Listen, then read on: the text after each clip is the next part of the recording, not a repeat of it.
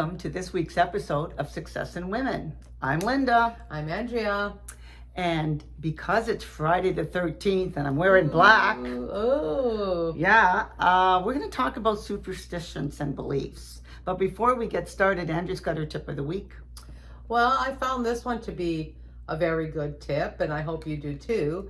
And you know how we're always buying these big bags of frozen vegetables, frozen fruits, nuggets, whatever at Costco's, these big honking bags. And then when you open them up, you obviously don't use it all. Gotta look for a twist tie or whatever. Well, I saw this on, Facebook again.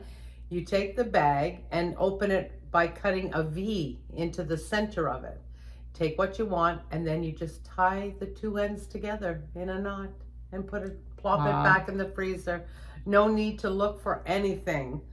Isn't that great? You know, it's amazing how people's creative minds come and think of that. I know. For years, you go and you might do that little slice I always that they do the little snip, and then I gotta run around looking for a twist tie. Or I save the little things from the bread, to close the bread up, the plastic ones, and I can use those. But a lot of times you're searching, you can't find it. But when I saw this, I thought, oh, wow, what a great idea. It really is. Why didn't I think of that? I know. I'm going to say it came from a lady, because ladies, you guys are brilliant when it comes to all these nice tips that all of a sudden your creative mind figures out, and you don't think anything of it, but how it can catch on for everybody else to start using, because it's nice that they share it. That everything's shared on. You can find it on TikTok, on Facebook, Instagram, Pinterest.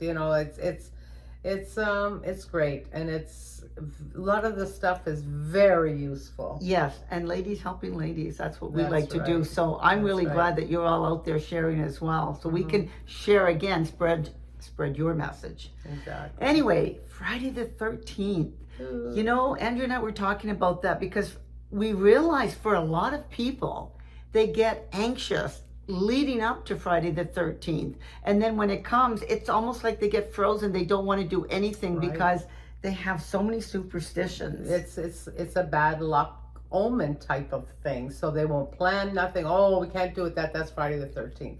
And it's not only Friday the 13th. There's other bad luck times, I would say, like November. The whole month of November, for my mother-in-law at least, who was Italian, you could not plan anything joyous because it was the month of the dead. Wow. All Souls month, November, Remembrance Day, All Souls Day, whatever. So when I was having my children and planning baptisms, November was out. Wow. So, and it sticks with me. And let's face it, superstitions come from generational beliefs, coincidence. They're not fact. They're passed down through generations, and we get wrapped up in them. And sometimes you see that some of the beliefs were true. It's like wearing a key. I've got a key on. It's supposed to be to open doors. It'll open doors for you, and good luck. I'm not wearing it for that reason. It's just I like it. I was going to say, don't ever take it off until we've opened all the doors with you ladies there. That would be really good if that's what it means. And the funniest one that I just recently learned, because I don't pay attention to a lot of superstitions. Like, to me, that's what they are, superstitions. But, my sisters, they love to go to bingo. And I'm not a bingo girl, but when they're here, I go with them for fun. And I had a laugh. Well, so we open up the dabber, and I put the cap down. And both of them just panicked. Turn that over. I go, turn it over? It's got to be cup up so the money can drop in. And I was howling. But see, superstitions can really affect people's lives. And I have to tell you that, funny enough, Andrea, when you mentioned that, because I am a bingo player, I like to go because I like being around people, and that's one thing I can do. it's all the time. It's every day, all day long. Not that I'm there all the time. I do work.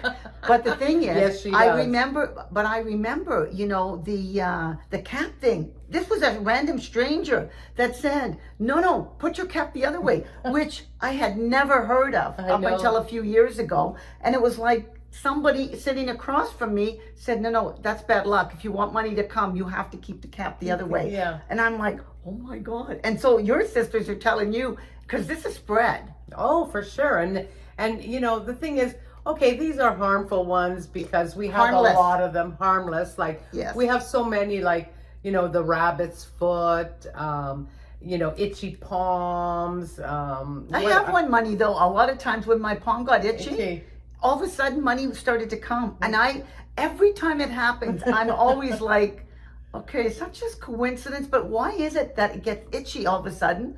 And then money will come. And see, that's how they start. See, from older generations, especially I'm not that old. My mother-in-law's generation from Italy, they had many. And I you know, it's I can't even tell you how many times she would say something and it would happen, you know. And I don't know if we should say this for the bad luck section, but the one bad thing that they have is a bird, or especially a black crow, in your home. And it just so happened one night I was at her home, and my husband went home from work to change to come over there for dinner. And when he got home, there had been a bird, a black crow in the house, which he had to get out first, and it had gone through on the counter, ate my bread. One of the hall closets was open and did its number on the clothes. It was quite a mess. But when he told his mother, I'm telling you, the fear on her face was like incredible. I said, what's wrong, Ma? And she says, oh, that means death in the family, death in the family. And I said, what do you mean death in the family? She says, no, it's going to happen. And you know, I had an elderly grandmother, and Eddie had an elderly aunt. I said, well, maybe, you know, first I said my grandmother. I said, well, maybe it's going to be my grandmother because she's no. And I go, why? She says, because it's in my son's home with the name Aquila. It's going to happen to an Aquila, to his family. Wow. And I said, Ma, no, don't worry about it. Well, I'll have to tell you, 1 month later, Eddie's father passed away. You know, my father-in-law. And I was stunned. So that would lead me to believe that that's kind of a true superstition, you know, or coincidence. To me, I think it's a coincidence, but I'm leery of black crows now. Whenever I see them outside, I don't want to look at them. I don't want them near me. But it's interesting though, and how all of a sudden makes you nervous. It does. Makes you nervous. So now, because something has happened, coincidence or not, the fact is you had the crow, and all of a sudden something happened in a short time later. Right. It does make you fearful. And yet, not all of these really are things that are going to happen. But the problem is that sometimes when we believe, we start to manifest. That's true. And that all of a sudden, by manifesting something in your head, of course, it's that self-fulfilling prophecy. Whatever you believe and conceive, you're going to achieve it. And it does happen. It's like they say when you break a mirror, you have 7 years bad luck.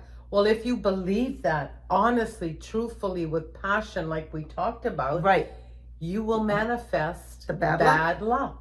And so I guess the moral of the story is to not attach bad, negative things to happenings around you or these superstitions. But say something does happen, just like with the crow, and now it makes you nervous. Then what has to happen is that you have to start, you know, saying something to your own mind, and planting a different story outcome. Yes. That, you know, it happened once, that's it, you know. But no, that was coincidence. You know, the crow was just hungry, it got fed, and it's going to mean abundance for all of us, because, you know, when you give, you will receive. Change the story. Yes, because that good story, idea. you have to figure out something positive out of whatever that thing is, because again, manifesting anything can make it happen. Right. And that's why when people say, sometimes people will say, oh no, don't go out because something, and it'll be like, there's going to be an accident or there's going to be something. Well, now you're so nervous that if you do go and get in an accident, and it's because you've actually planted the seed, there's going to be an accident. Right. You have the accident. Yes. But any superstition may be coincidence, but we believe it to be true. Right. And if we don't change that truth to a new truth, then all of a sudden that tradition continues on and on and on. And that fear can stop you from doing certain things. So many things. So many things. Whether, you're going for that important job interview or something, even meeting relatives, I'll say, if it's a certain day and whatever, you've got a new partner in your life and you're going to be meeting the family for the first time and you're nervous about something because of, again, some superstition. Something happened. Yeah. You think, oh, that's a bad luck omen. Yeah. And then all of a sudden, you do everything to screw up that meeting. Yeah, exactly. But it happens because this is what's in your head. I want to tell you something really that you will just be shocked. So my friend was at a casino a couple years ago playing on the tables, card tables. I don't know what game it was. And the girl, there was a pot that could be won if you got a certain hand. This woman won the hand and the pot. The pot was $666. She gave it away. She wouldn't accept it because of the 666. Whoa.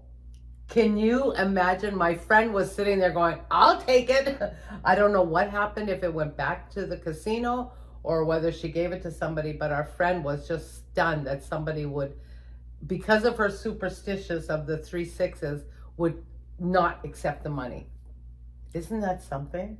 It is. And some people really go overboard. Well, I have to tell you, the number 8 is very lucky in the Chinese. Yes. And so if you go to a casino, you're going to see a lot of games now with 88, 888, 888.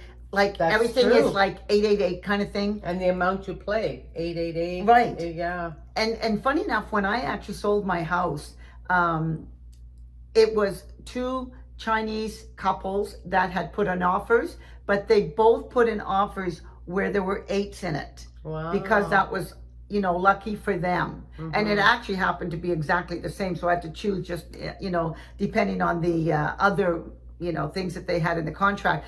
But it was interesting that because they were both Asian, both liked the number 8 because of the luck. They both had the offers identical because they had all these 8s in it, which was really interesting. And now the thing is, what I noticed is that the number 4 means death. And so a lot of times... I got a story for that one. Well, a lot of times, if an Asian is interested in a property, if it's got the number 4 in the thing, if the city won't change the number, they're not going to buy the house because of the number 4. Now, the thing about that is that in my building that I live in, we have a 4th floor. A lot of buildings don't have a 13th floor. Right. I wouldn't have a problem living on the 13th floor, but actually, for Italians, 13 is good luck. See? And that's the thing, right? In some cultures, it's bad luck, and some it's good luck. So, that's why, you have to really feed your mind of what you want it to be. Be reasonable, because really, what? We don't know if anything is an actual fact. That's why it's a superstition. Right. It's a belief. You could unbelieve it or not believe it, right? That's your choice. But the thing is, what I found interesting is that even though, and maybe it's the young generation now that are not believing their ancestors' traditions, because I have in my building a lot of Asians and they live on the 4th floor. And if I had a problem with the number 4, I wouldn't want to live on that floor. I don't care. Well, talking about the letter 4, many, many years ago when my children were small, we were living on a street, and the number of our house was 4041. And it was, I'll remember, 2-3 days before Christmas. and we had our house up on the market. And I was going nuts trying to get things ready for Christmas. My children were small, you know, wrapping this and that. And I had said to the agent, take my house off the market between it was the 21st or something till after New Year's. Just give me that 2-week break. Okay, no problem. Anyway, so we get a call, and this couple really want to see the house. They're only in town for a couple of days. Could you please? Okay, and you know me, I have to have it perfect. My husband's like, just let it be. It is what it is. No, I have to do it. I have to do it. So I'm going crazy, cleaning, organizing, getting the kids all, you know, quieted down. And about 5 minutes before they were supposed to be there, I get the call from the agent. Oh, sorry, they won't be coming. I go, what? They drove into the driveway, and how they didn't know this before, I don't know. Saw the address, 4041. They were Oriental, and they left. I thought I was gonna cry my eyes out because I was so tired. But see how that could affect them. It was the most gorgeous neighborhood. We lived in a crescent, a cul-de-sac. We had a gorgeous pool. The school was wouldn't make a difference. Distance. None of that made any difference. The other thing, though, and I wasn't at that house, but one of the other things that the Asians won't do is that if you come in and the staircase is right there, they believe that you know, the evil's going to come in and the money's going to go out, and so they will never buy that house. Had a house like that too. Yeah, so if you have the right number, but you've got that staircase, unless they decide that they're going to totally renovate and move the staircase, you're not going to sell it to an Asian. And interestingly enough, when I went looking for a house, I actually, again, superstition or not, I said, why would I take the chance? And Who wants to be the one to test it? Well, that's the thing. And so I thought, well, you know what? If they believe it, it might be true. And so I was out house hunting with my nephew.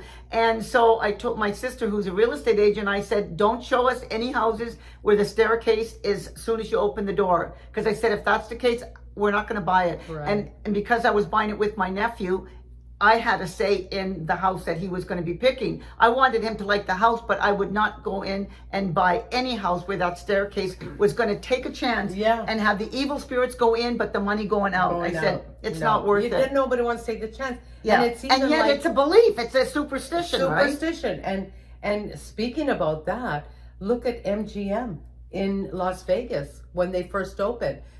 The entrance to the new MGM was through a lion's mouth. And none of the Asians would walk through. Wow. They had to build a whole new section for them, for a different entrance for them, because none of them would walk through the lion's mouth. So it affects so many people on so many levels. And, you know, you got to go with the flow, I guess. Like I said, who wants to be the first to test? I'm not going to take a mirror and smash it to prove that it's not true. True enough. Who needs that? But, you know, the thing is, there are a lot of people living in houses with staircases that, you know, are facing the door. And I'm sure if we actually interviewed and surveyed them, they'd say, no, there's no issue. Right. I don't know. You know, maybe they wouldn't tell us everything that's going on, but I just didn't want to take the chance. And I actually, when I owned my house, I also, again, a belief or not, because they say with feng shui. And we're going to do an episode on that. Yes, that, you know, certain things have to be placed in your house, again, for success. For and good flow. Good flow, good positive energy, vibes, money. Because actually they were saying to get the red envelopes that you can get, and you put money in there and bury it at the end of your driveway. And that's for money to come in. Oh. I never did do that part, but when I had the people in my house, it was a really good flow. So they said the energy level and everything was really good because of the way it wasn't cluttered. So again, Andrew and I are going to do an episode on this, because there's a lot of belief to, I'll say, the feng shui. Yeah. And what if it's true? Right. And you know what?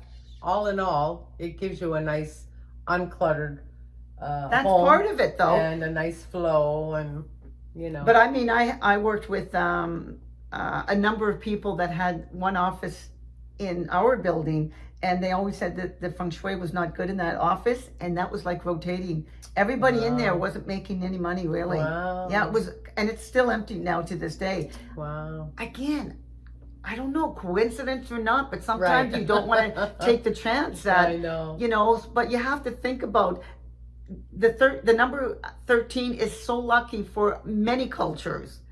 And those few that are thinking it's bad luck, and I know we grew up with Friday the 13th being the worst, you know, day of the year. Yeah, and I don't know how many we get in a year, but it's like we have to come across this and deal with it.